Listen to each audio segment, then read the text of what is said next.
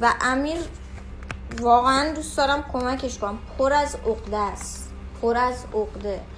خونه امیر که وارد میشی توی خونش پر موزه. ببین تو فکر میکنی اومدی مثلا تو جنگلای آمازون یا توی باغ وحش قسمتی که واسه میمونا غذا میذارن اینجوریه.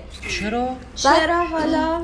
عقدش از کجا میاد؟ از جایی که میگه من بچه بودم 5 سالم بوده گریه میکردم به مامانم میگفتم موز بده به من استخونام درد میکرده، اگه به من موز میدادن من استخون دردم خوب میشده. گریه میکردم میگفتم به من موز بدین، من موز دوست دارم. 3 روز 4 روز بدن درد داشتم، اینا واسه من موز نمیخریدن. بعد یهو ما تو یهو به خودمون اومدیم دیدیم